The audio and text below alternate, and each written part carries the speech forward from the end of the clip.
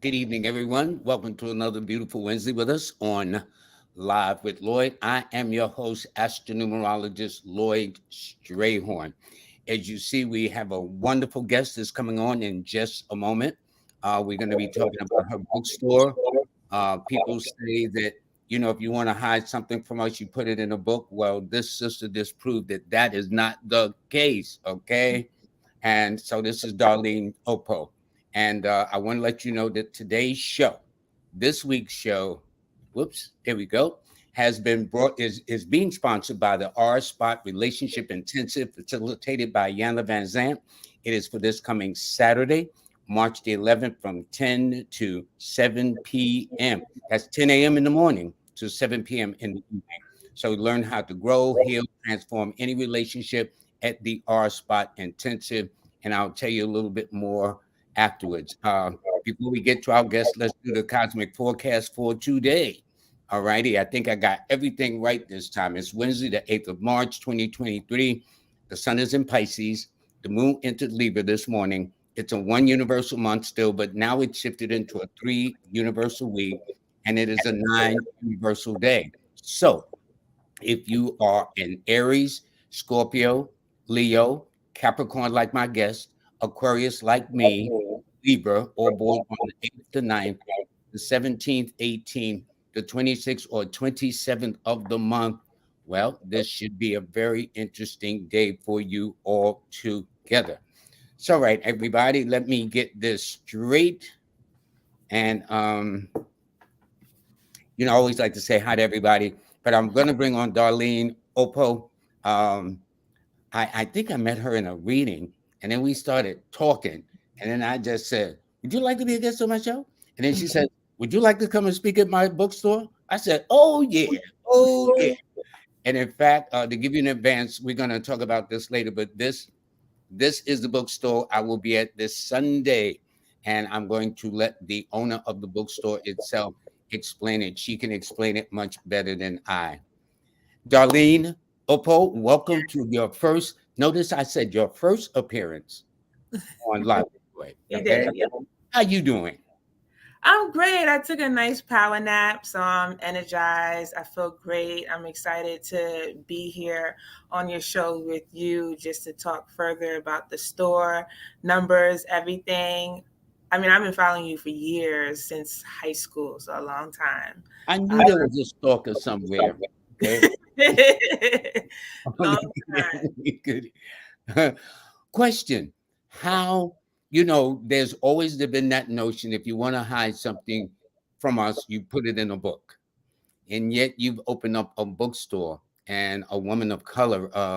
What made you go down this road to say I'm going? Because it's about African American culture, which is what I like. Mhm. And how can you pronounce the name of your bookstores? Adane, I believe, right? Yes, you said it perfectly. It is pronounced Adane, and we are located in Brooklyn, the Dumbo part of Brooklyn at 234 Water Street.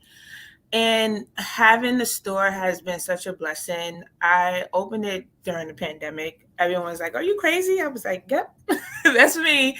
2021, May 2021. And I was really inspired by one, being an educator in New York City, but also growing up in the public school system in New York City as well, and Hmm.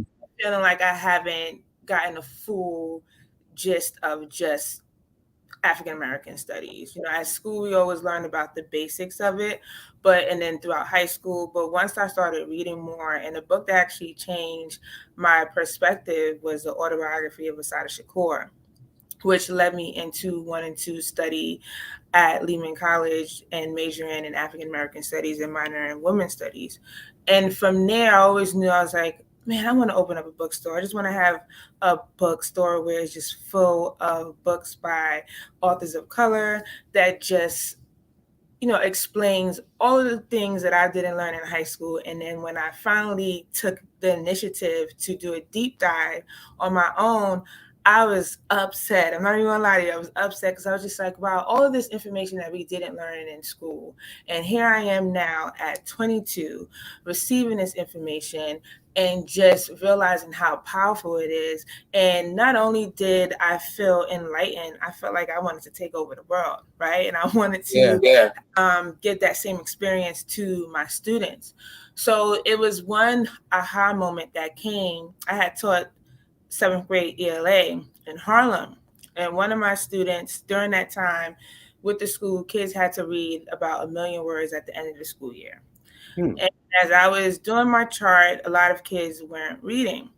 And me as an educator, I didn't think like, oh, maybe there's a literacy problem, because there is a literacy problem in America.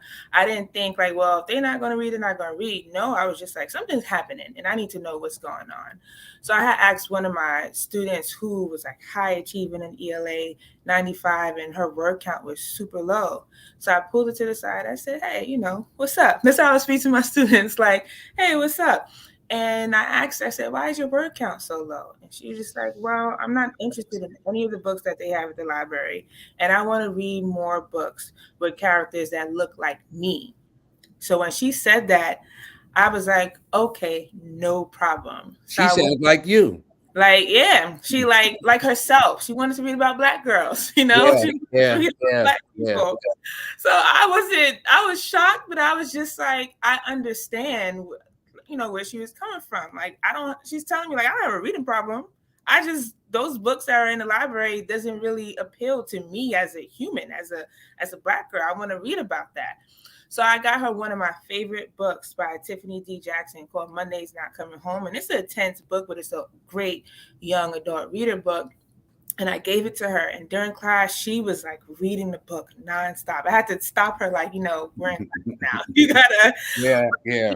just so into it. And then she was a popular student too. So that kind of it became this trickle down effect where students started to see her read. So they would come to me and they would say, Ms. Okpo, do you have a book that I can read? So I would ask them, like, well, what are you interested in? If I would talk to them, like, tell me, like, do you like sports? Do you like gaming? Do you like to read about realistic fiction or, fun stuff? And they would literally tell me, like, I like this, I like that. And at the time, I would go to Barnes and Nobles with my own money, and just get all these books. I'm talking about like $150 in one day, just spending No, books. it's been known that teachers will actually take money out their own little Mhm. meal salary to buy supplies, books in your case, or whatever is needed to get the class going. Mind you, this is in New York City, so You rent is better high. tell me. I know. I have bills to pay, but it was just that joy of reading. Because since I was in first grade, not even before even going to kindergarten, my older sister, who's the principal, would always tell the story. Before even going to school, I was reading, and I would just pack my books with books, and I was ready to go to school. And with my students is realizing and looking at them like, wow, I found that connection with them where it's just like finding what they want. And I'm very good at figuring out what people like and what they want to do by just having conversation.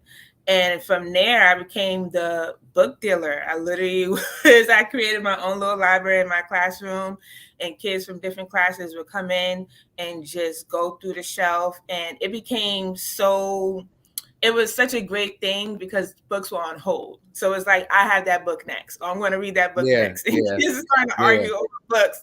So it was such a beautiful thing to see. And I was so happy. So the pandemic hit and I was sitting in my home and I was just like, this can't be life, that really changed my mindset. And I was just like, it's either now or never. It's either I do it now or it won't happen because, sometimes life gets so busy. So I literally just started searching up retail locations in New York City, and I was blessed to find a space. And I didn't tell anybody, Lloyd. I just did it on my own because I didn't want any naysayers. I didn't want anyone telling me that books don't sell or you're going to compete against Amazon and Barnes and Nobles. I just wanted to keep that to myself. I wanted to hold it. But I think that is so cool to not let nothing steal your joy, as they say, That's for exactly what what you want happened. to do, for what Yeah. you want to do. Okay.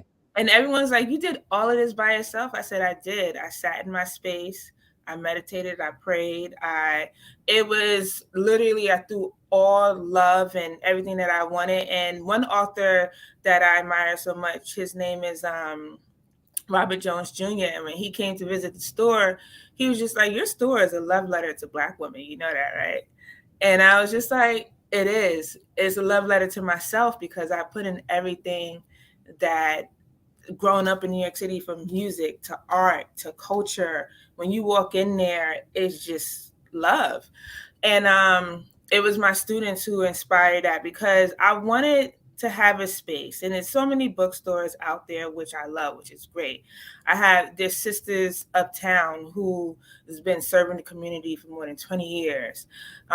There's Source of Knowledge in Newark, who are Yeah, two. I've been there. Social knowledge is awesome. Ooh, I love them dearly. And every And book in there is of color. Every single every book. I've never seen anything like that before.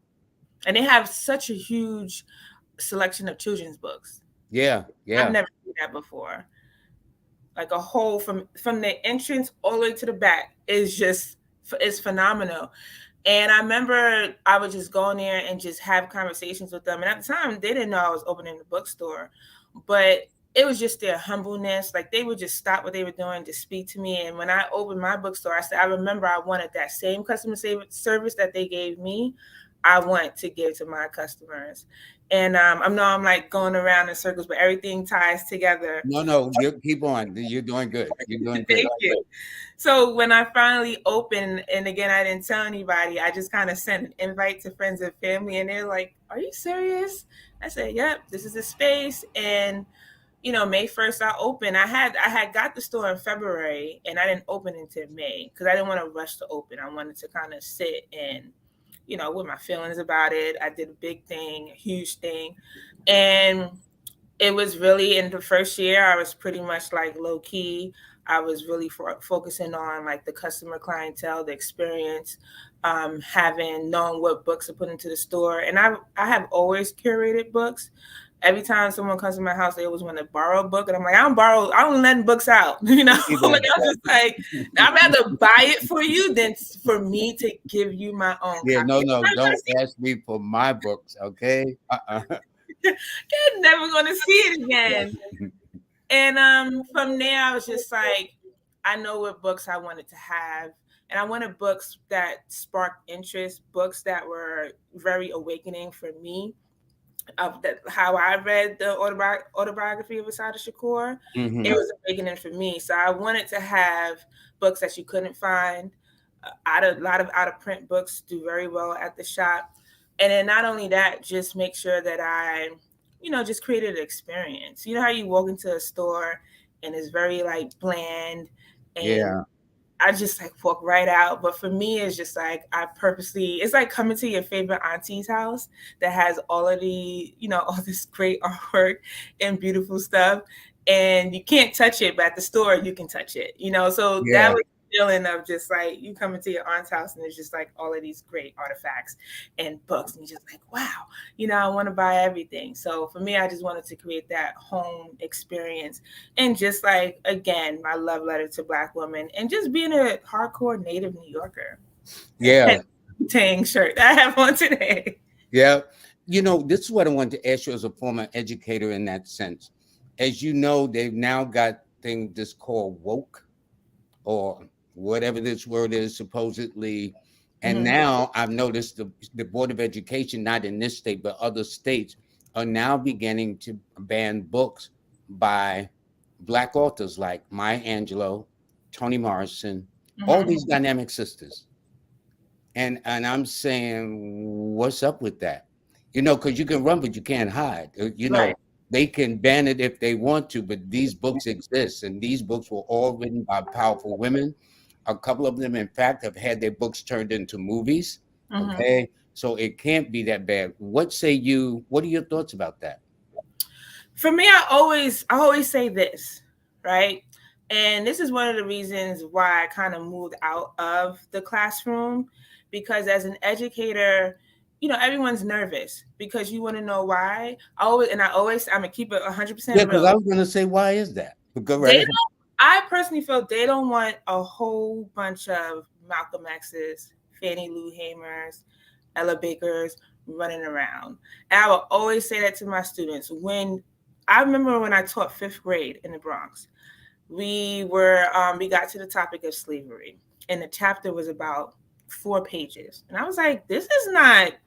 I was like, I'm not teaching this. Literally, I was like, I'm not teaching this, and it was just so basic, and I'm just like, our history is so broad. First of all, it doesn't start with slavery. That's one, No. and Mm-mm. then two, it was just kind of like, I can't teach this subject in one day.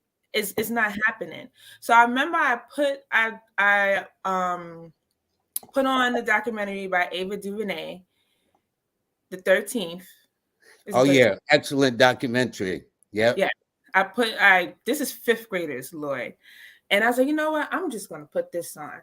When I mean the room was silent, they were watching the documentary like it was a Saturday morning and they were watching their favorite cartoon. They Glued to the TV, glued to they the screen, right? glued their eyes glued to the TV. And I sat back and I watched and I said, and this is heavy material. And that's the thing is like kids, I learn more from kids than I learn from adults being an educator because they teach you so much. I'm a firm believer that students would teach you how to teach them. And if you do not understand or listen to them, you're not going to have that connection where kids are going to come to school and want to learn every single day. They're going to tell you, like, I don't want to learn that way. I want to learn this way. And after watching the documentary, we had a deep conversation where students started to talk about things that they seen in their neighborhood that they knew wasn't right, but didn't understand it at the time. They started to talk about experiences that they seen at 5, 6 years old. They even talked about some police brutality that they seen against family members. Like, it was deep. In fifth grade, these are 10, 11-year olds. And I had to stop myself from crying at the time because I was just kind of like, they're not listening to our students because they want to learn about their history. And I remember I had one student, and he turned around and he said to me, he was mixed, he was white and Puerto Rican. And I remember he said, Miss Okpo, why were my ancestors so mean? And I froze. I didn't know how to answer that question.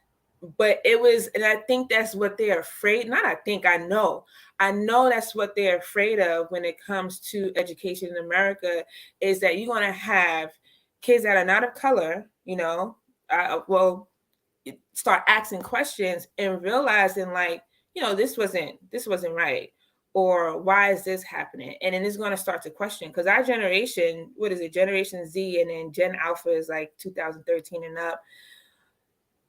If you keep hiding information from them, that's what they want to do, is hidden information. Why would I want to teach you about Black Wall Street or Rosewood or you know slavery or the continent of Africa, and just the amount of resources and how it contributed to the whole of the world?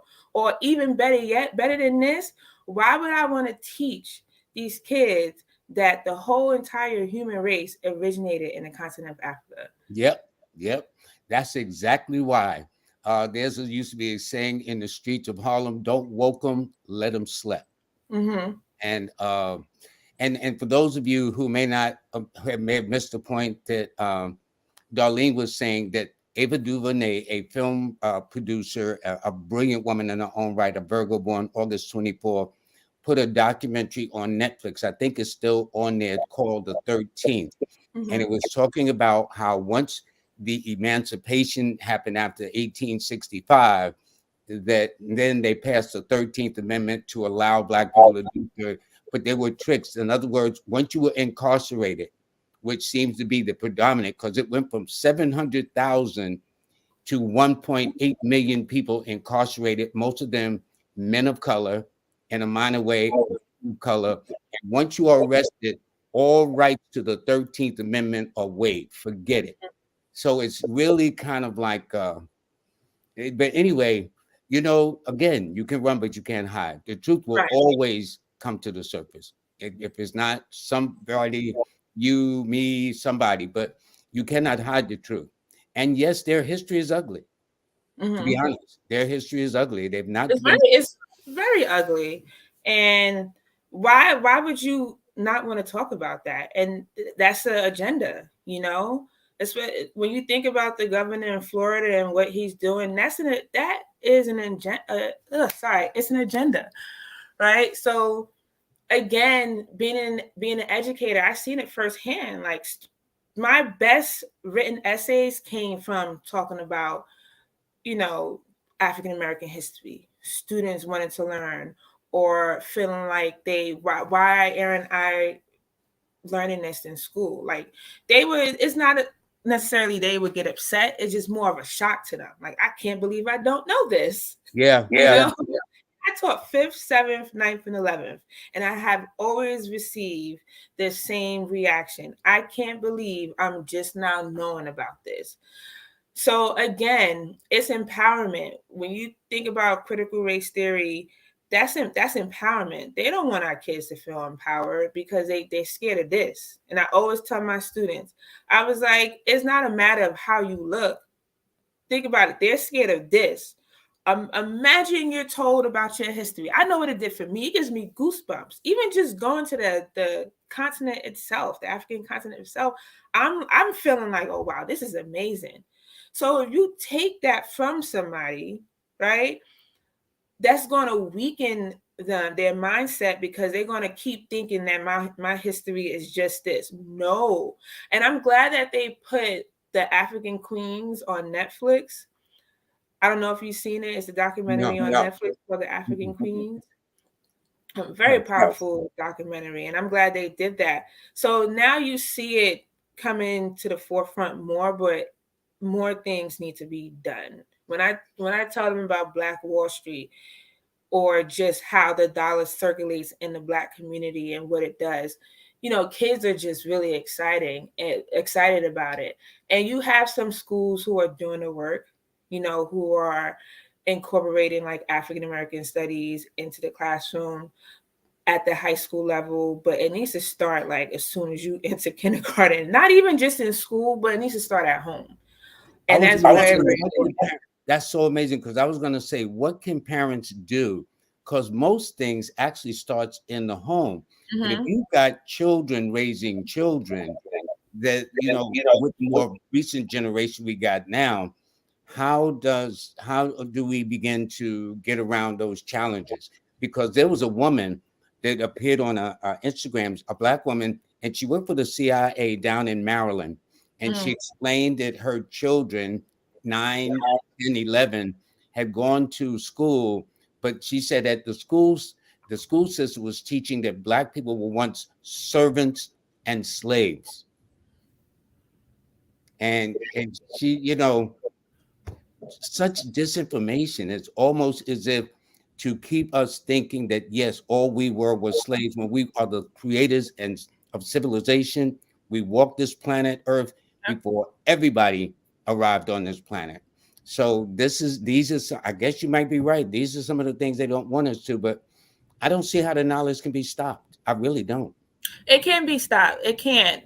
Especially even me as a bookseller, even the amount of information that I find, like books are out of print, and I'm just like, wow, like this was, this information was here. It's there. There are people that are writing about it on a consistent basis.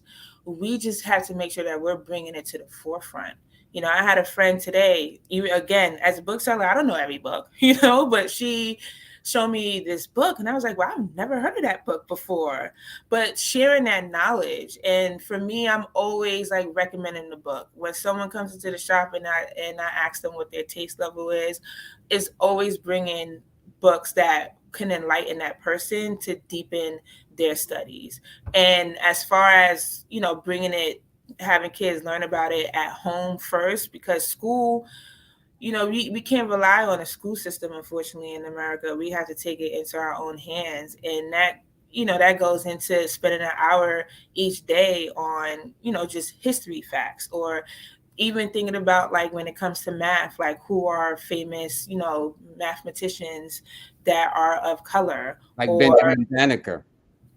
right, Benjamin Banneker, Yeah. or even George Washington Carver. You Yep. know, Yep. man, genius, Yep. like Yep. a genius.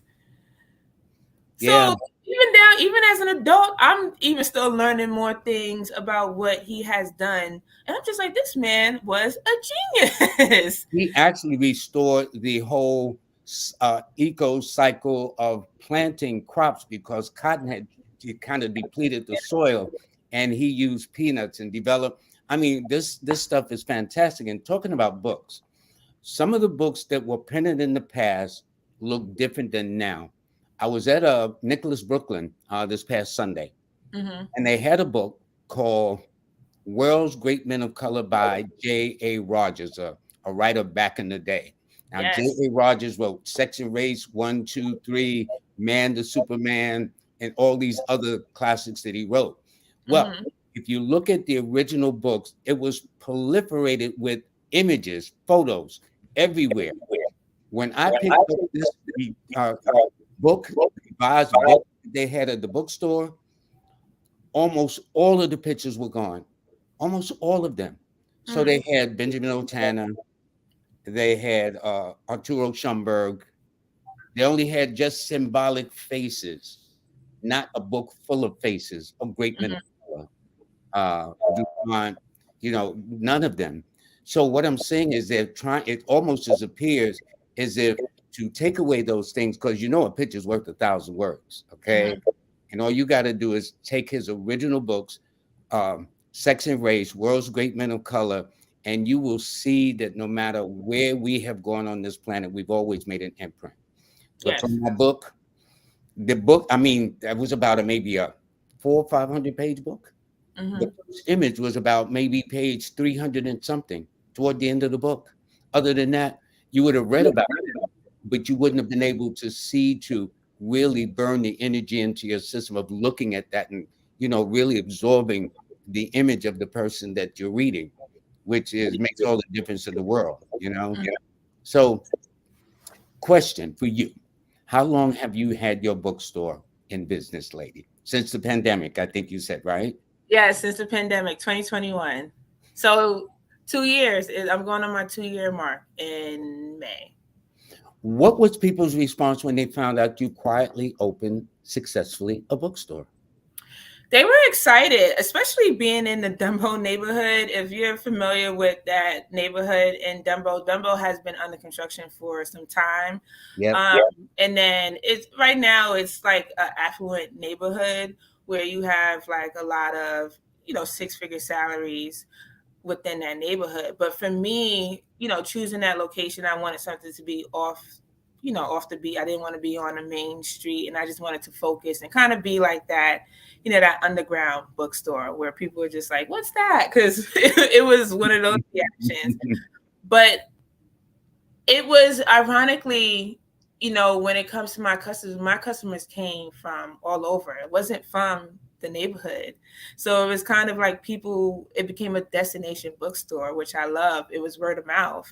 And I always love a word of mouth, establishment because that makes people seek to come out to that particular establishment.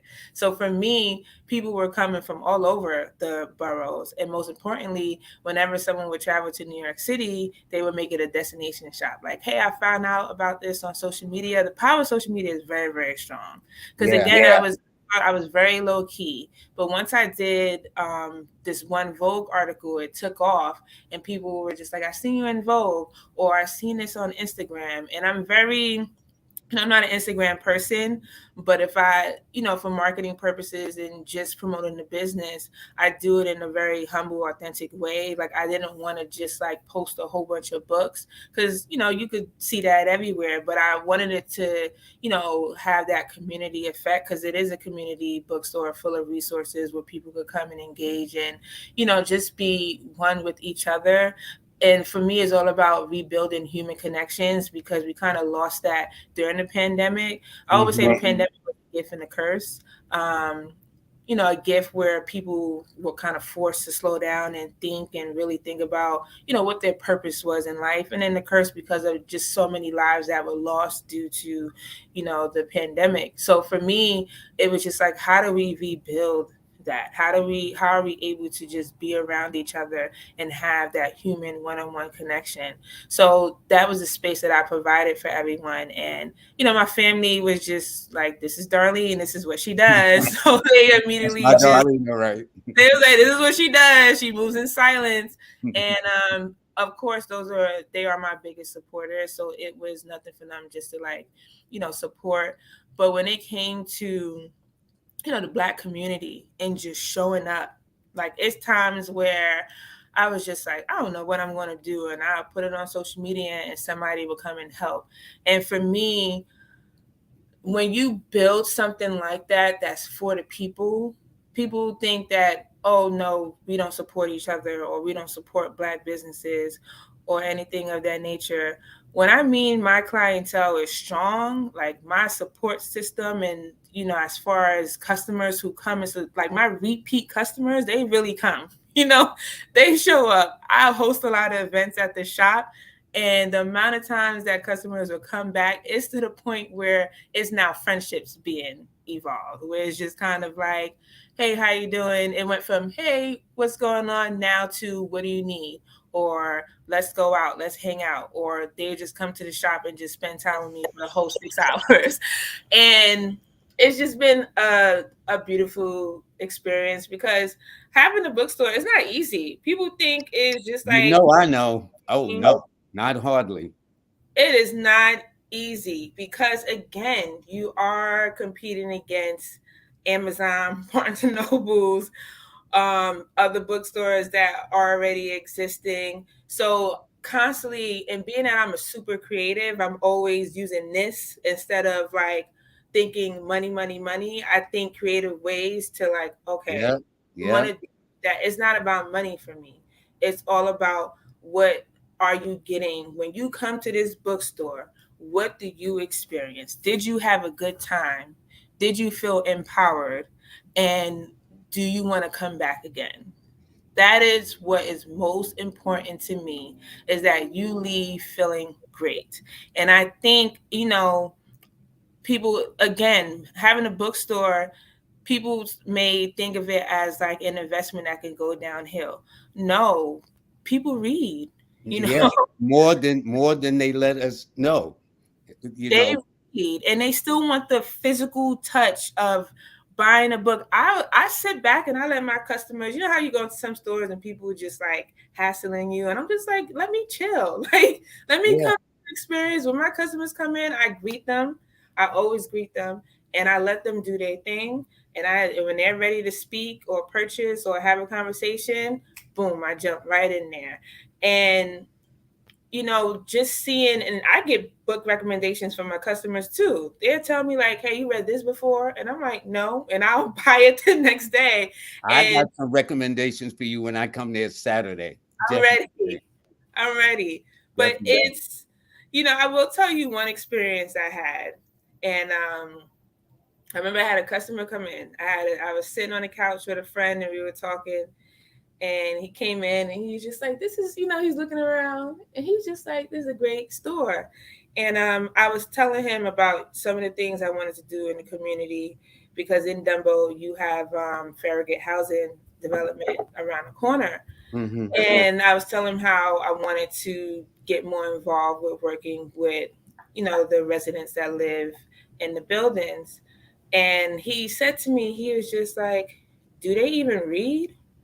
And when I mean, like, it took everything in my, like, when you're a New Yorker, a Bronx native, immediately I'm ready. My head is like, what? And I Yeah, had to calm myself down. And I said to him, I said, everybody reads. You just have to figure out what resonates with them.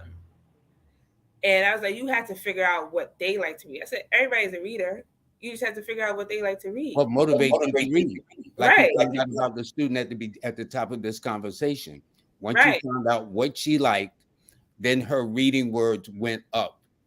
It was, she constantly knocking books, reading books like it was nothing, like finishing them in 3 days. And I'm talking about 400-page books. So when he said that to me, I was just like, see, we have to get this out of our head, that people don't read, especially Black people. Black people, we as we read. Yes, America has a reading problem when it comes to the literacy rate, but we have to figure ways on how to combat that issue. And again, it's something so simple as finding, when it comes to students, like what reading level they are on. Sometimes I battle with state testing because I'm just like, where's the equity in that? If you have a child that is on a certain reading level, like how are you finding resources to increase their reading habit as opposed to just labeling them as somebody that doesn't know how to read. Um, but that's one of my missions as an educator is just to push more books into the classroom, push more books into the homes, even for adults, push more books into the homes of everybody just to encourage reading. But to sit there and say that because of your idea and what you see in society, that's not true.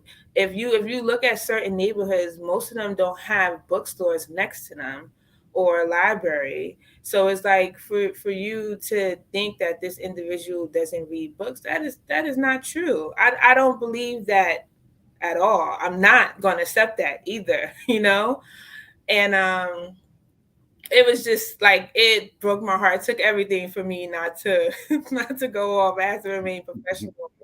But I see it when you put a book in the hand of somebody that is interested in sports or fashion or They will history. get right into it. They'll do a deep dive in it, but you got to find their niche of what motivates them to get into the reading subject. And nobody wants to do, I don't want to say nobody, but many people don't want to do that work. And that requires a human connection, just having a conversation. I had so many conversations with people that would come into the store and say, I haven't read in so long, I'm not really a reader. And I would say, okay, sure, I'll give them time. And then I'll hand them a book and they would literally send me a message like, I finished that book you gave me. Yep, yep. Like, it's so simple. My brother, he's one of my greatest inspirations. Like when he was younger, he did not read. It's not that Interesting. he didn't know how to read. He just wasn't interested in what was out there. Now you go to his house, he got a full library and he loves reading about history, especially books about New York City. And every Interesting. time I get a book in, I always give him a book regarding New York City because I know that's what he likes. But he recommends books to me. He has this particular genre of books that he likes. So Yeah, if someone is reading, if you're in school and we're reading a book and the kid is not interested, as an educator, understand your student. Like understand that, hey, and even if, and I know some people just like, well, kids are gonna go to college and they're gonna read books that they're not really hip to. Okay, but to start them off, find out what works for them because that develops great reading habits, right? Before I never used to read history books, but once I got that Asada Shakur autobiography, I read anything. I pick up a yeah, book almost exactly. every day. I read anything because it's like every genre of book I'm always reading. And behind me in my collections of books are everything from fiction, nonfiction, history, great men and women. I mean, I could literally sit right here at my table, go all around the world without going outside through my books. Absolutely. And I love my books. Books are very powerful. So I would think I would maybe use my backdrop as a testimonial that this whole stereotype that black people don't read is certainly not true. Mm-hmm. I don't care what nobody says. That is not true. We are more into reading than we are given credit for. But to Absolutely. get back though, you have events at the bookstore. I think it's Author Talk. Is that what it's called? Yeah. So I And have. tell us about Saturday. So Saturday we have a special guest. I'm joking. We have a special guest, Mr. Strayhorn himself. I know Well, that guy. I know that guy will be at the store, and I done my reading with you back in January, and it was such a great reading, and I always been obsessed with numbers. I'm a math person. And as I had mentioned, I first got a hold of your book back in high school. I was a senior in high school, Wow. and it was my aunt who had the book. And I remember she had it in her basket, and I picked it up. And I was like, numbers in you, because I've always been into like astrology since very, very young. And I was like, Mhm. I never knew the concept of numerology. And I'm just like, numerology. I was like, this sounds similar to astrology, you know? So I knew the two were, you know, connected to each other. Mind you, I was 17, 18 at the time. So I started reading it and I was just like, wow, this makes so much sense. So everything started clicking in my head. And I'll never forget, I was sitting in my room and I had the book open because you have a chapter that shows you how to find your life path number along with many Mhm. other different things. And I literally started adding up all numbers, like my number, my father, my sister, the whole family. And it was something that was very like enlightening.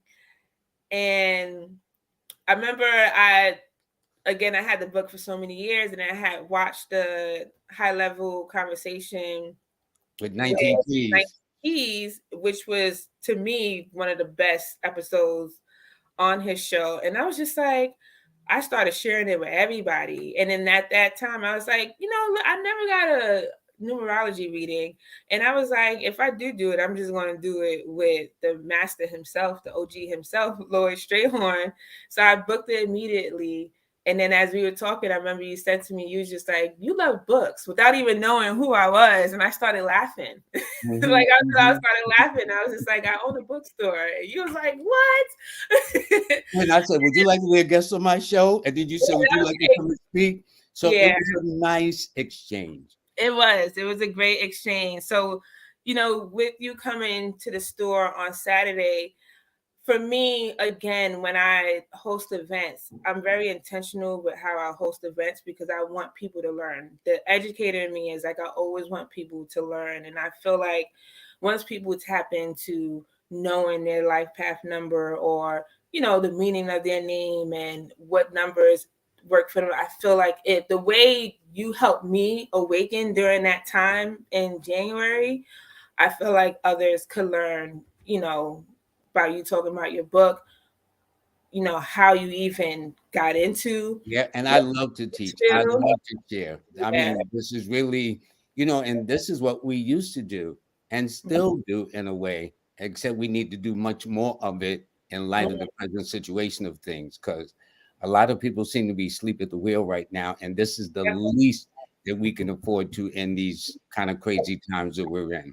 But I Yeah. think that's nice, and I will be at her bookstore, Adane Bookstore at 234 Water Water. Street in Dumbo, downtown Brooklyn.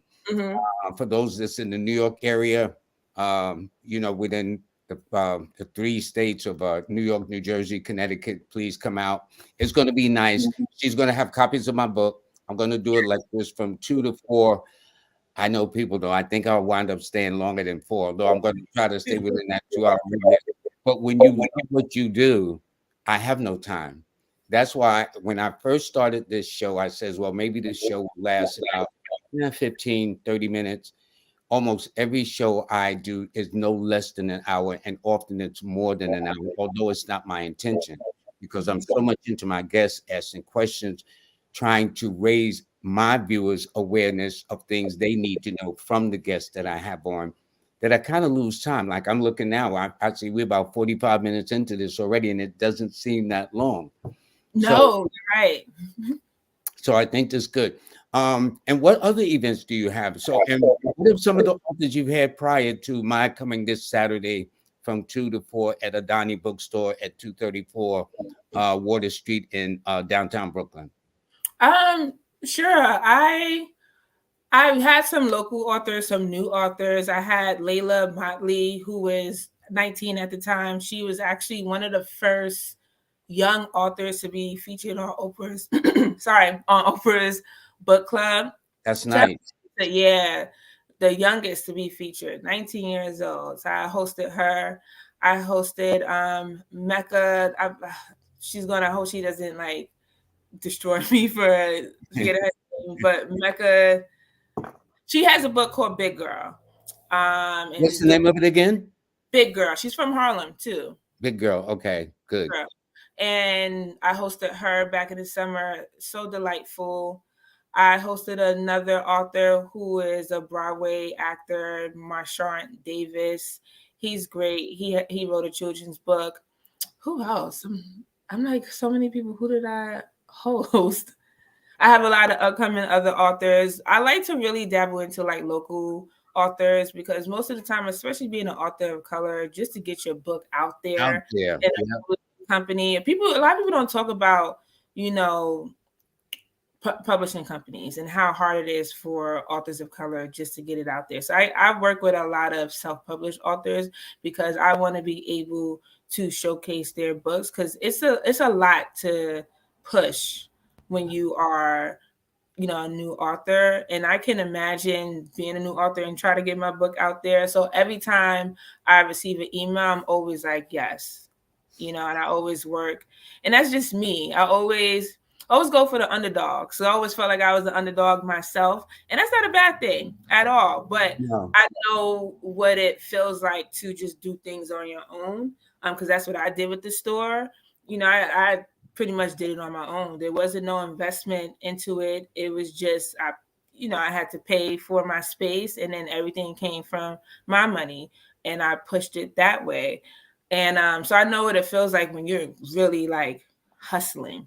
Like Well, I let me have a tell you this, the fact that you came up with your own resources tells me how much you really had the conviction and the belief to put the skin in the game to do Mhm. this, to make it a success. So I can't wait to get there Saturday. And I can't wait to see all of you who will be out in the Brooklyn tri-state area of New York, New Jersey, Connecticut, come through. And in fact, let me put up your banner a second. So, because you're on Instagram too. Am I? Yes, I'm on Instagram, very active on Instagram. I'm not active on Twitter, unfortunately, or any other platform at the moment, but very active on Instagram. It is Adane.co. Also, anyone interested in, you know, hosting an event or author talk at the store, please email me at info@adane.co. Again, I'm located in Brooklyn, New York.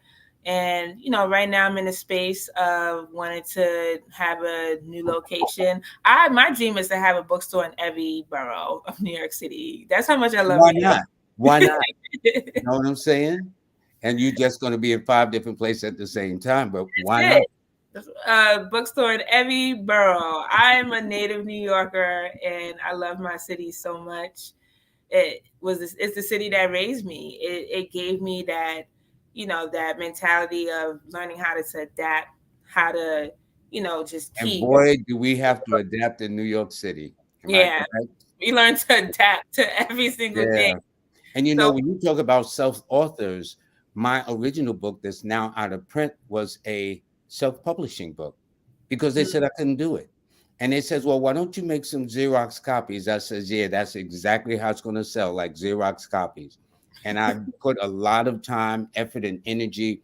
I borrowed some money from people that would be scandalous in terms of what they do in the streets, but they supported me, okay? Because you know how we got to do sometimes, all right? New York is rough. And but I did it. And I published it not only in hardcover, but paperback too. And then I went around and sold it. I was representing myself as a company, a yeah, Yamaha publishing company, and that's how I started getting my books out there. I did everything they said I could not do.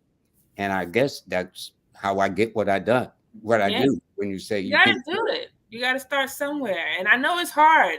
It is hard. I'm not gonna sit here and say that is No, easy, it's not. but you have to believe in yourself.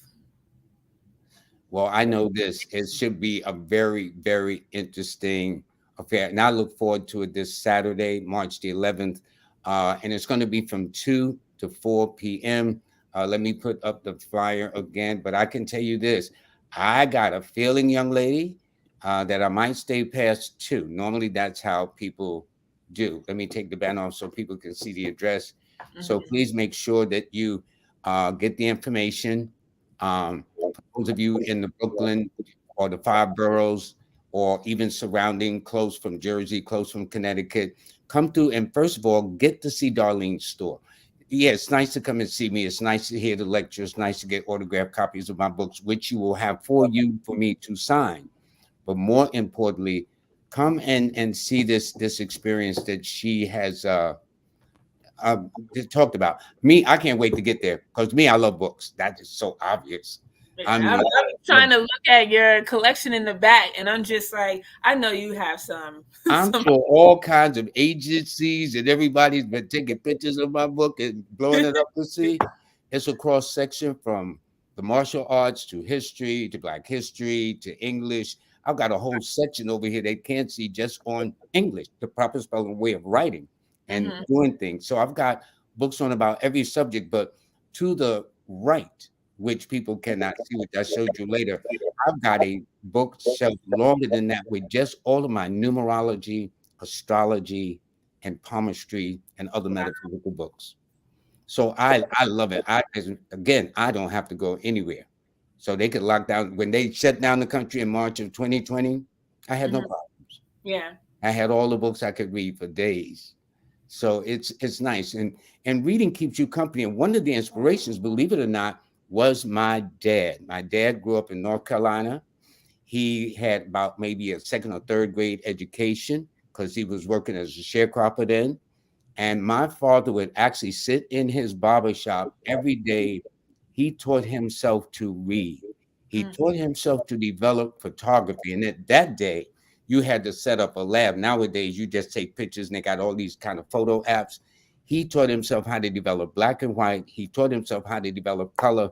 I had an unusual dad, and he mm. was a very inspirational. His head, once he got to reading and enjoy reading, even and when there was no customers coming at the barber shop at that time, his head was always in a book, learning, reading, growing. So it was very inspirational to me. So it's caught on. So all my kids know where I'm at with the books too. And everybody, reading is very, very powerful. And it's no accident in the early history of this country that for a person of color, black people, to even read a page, the consequence was death. Imagine. So these books represent my ancestors that I don't know that may have put themselves on the line to sacrifice just to get a little knowledge so they could get ahead a little bit more, you know? Anyway, well, that's Yeah, enough. I love it. Beautiful. I mean, we could talk for days. As you were even explaining, I was just saying to myself, I was just like, once you start reading, Frederick Douglass said it. He said once he taught himself how to read, he wanted to remain ignorant because it forced him to do something about the conditions that his people, black people, were And in. maybe that's one of the things why they want to have uh, a banning of certain books so we are not awakened. But they cannot be stopped though. It It really, can't be. really can't. It You know, cannot. now they can try, but it really can't be stopped. Such is determination, and we're the greatest people on the planet. And Yeah. if anybody who has a problem with that, I mean, I don't know what else to tell you, but our history speaks for itself. Hmm. Everything comes out of Africa, which is what motivated me to do what I do, to be the best at what I do. And because when I first started, they would talk about Pythagoras, the father of geometry, and of course, the father of numerology. But then when I did the backstory on Pythagoras, he studied in Egypt for over 20 years. And Hmm. then one day I says, Lloyd, on what continent is Egypt? And when the answer came back, the rest was a wrap. It was just Africa. like that. And I said, Africa. I'm going to honor my ancestors. I'm going Hmm. to They be one of don't the call baddest it. person to do this. They don't call it the motherland for no reason.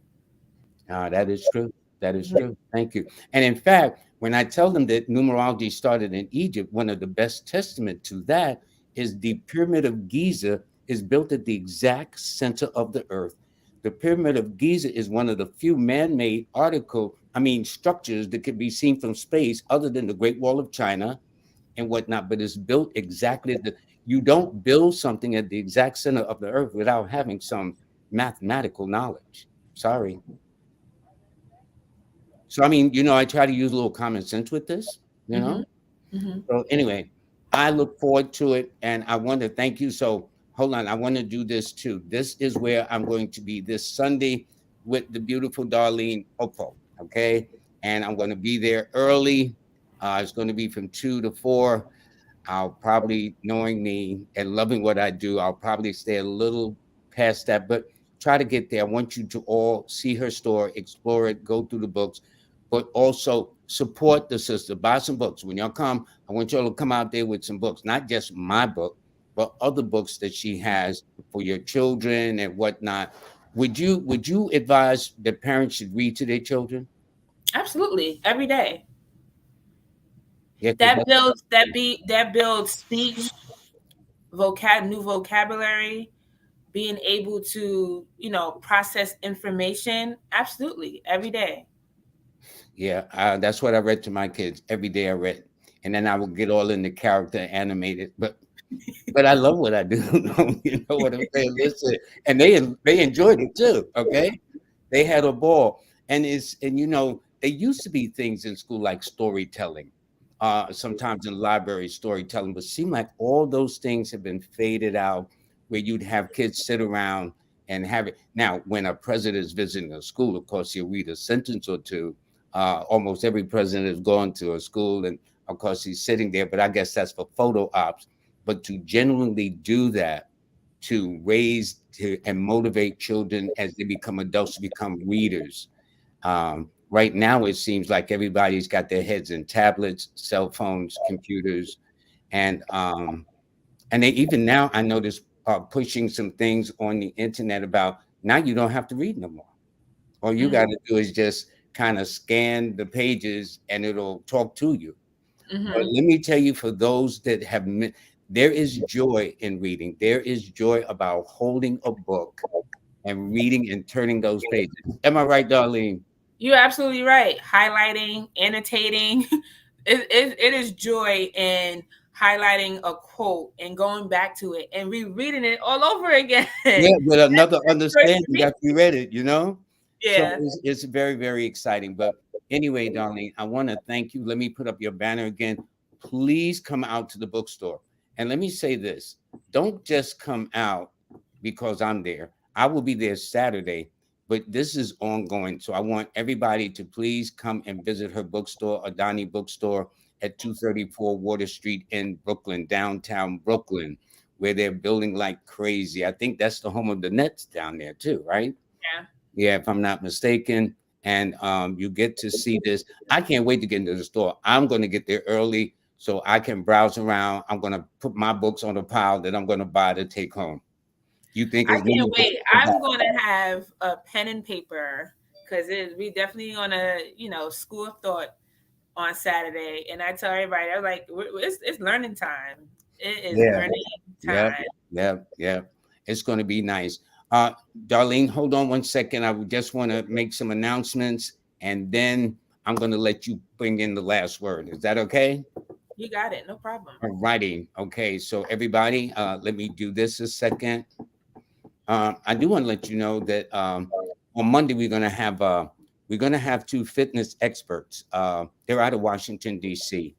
And then on Wednesday of next week we are going to have Paris Williams, who is a tarot reader. One, as you know earlier, they had four tarot readers, ladies, but I'm going to all have them one at a time. Oracle's going to be by herself. Callie's going to be by herself at one day, and Kate Cosmic is also going to be all by herself. So right now, Paris will be the first one out the gate with this. But I do want to let you know, though, in all seriousness, that this week's show has been sponsored by the R Spot Relationship Intensive, facilitated by Yana Van Zant. That's this coming Saturday also. It's March the 11th from 10 a.m. to 7 p.m. So what they got to do is learn that once you get there, you learn how to grow, heal, and transform any relationship at the R Spot Intensive. One of the other things is, first of all, you learn how to clean up relationship breakdowns. You learn how to communicate effectively, which is so important when you're communicating back and forth. She's going to teach you to learn how to create and commit to fulfilling relationships. Okay. And the R Spot Relationship Intensive is her first ever workshop where Iyanla Van Zant will be your personal relationship guru for the entire day. And when it comes to relationships, as far as I'm concerned, can nobody do it better than this woman here, Iyanla Van Zant. And that's this March the 11th. So please take a screenshot or take it with your phone, whatever the case is. So you got all the information. It is virtual. Men and women are welcome and whatnot. Also, again, for me, I will be at the Adane Bookstore this Saturday from 2 to 4 p.m. at 234 Water Street in downtown Brooklyn. And I imagine it's easy to get to, but then again, and this is, whoops, nope, how to do that. And this is also, again, to remind you that this show has been sponsored by the R Spot Relationship Intensive. And by the way, my March newsletter is out, so you can get that. That is absolutely free. Just pick it up at go to my website, lloyd-strayhorn.com. That's LLOYD-Strayhorn, STRAYHORN. And I am proud to say that I have my Numbers and You shows that you see here. You can now hear on podcast. Just go to my website again, lloyd-strayhorn.com. And again, you'll need to pick up a copy of Jackie Levine's new book. I think they're about sold out. You know what I'm saying? So don't be playing. So again, I want to thank everybody. And also, again, this Saturday, take note, that's where I will be. And I can't wait to meet Darlene in person. I can't wait to see all them books. And I can't wait to see how many books I'm going to walk out with, because I love books. And by the way, you know, it's interesting. It's interesting, Darlene. You see all the books behind me? I got about 30 or 40 books in my bedroom. I got books everywhere. Everywhere. I'm just obsessed with knowledge. And I think we all need to become obsessed with knowledge so we can be better human beings, better productive to ourselves, our relationships, our generations in front of us to be. But ignorance is a very terrible thing. And in fact, ignorance is a multi-billion-dollar industry in our community. Absolutely. So we need to wake up, and for us to be worth $1.4 trillion, give or take a minus of it, we are literally starving in the midst of plenty. And to me, that makes absolutely no sense. So, young lady, parting word you would like to say, please? Whew. I personally don't want it to end, but I know that, we gotta respect time. But thank you, Lloyd, for having me on your show. I'm completely like in awe of just My pleasure. you do. I never thought this would happen, but ask and you shall receive, right? Yep. And for me, just being able to have this conversation and talk about some real stuff, and this was just like the surface level of it, but I always felt like, who can I speak to that will understand, you know, the love of books or education or bringing it into the household or really encouraging, the Black community to continue to increase our literacy rate and make sure that we're not being scared to open up a book. Because again, once you open up that book, it's going to take you far and beyond. I read a book for everything. If I want to learn how to make something, I go to my book. If I want to learn how to build something, I go to my book. And for me, that is, reading is such a gift, is what we need.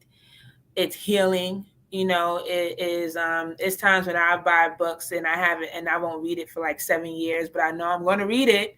Yeah. And I always pick it up at the right moment. And a book is good company too.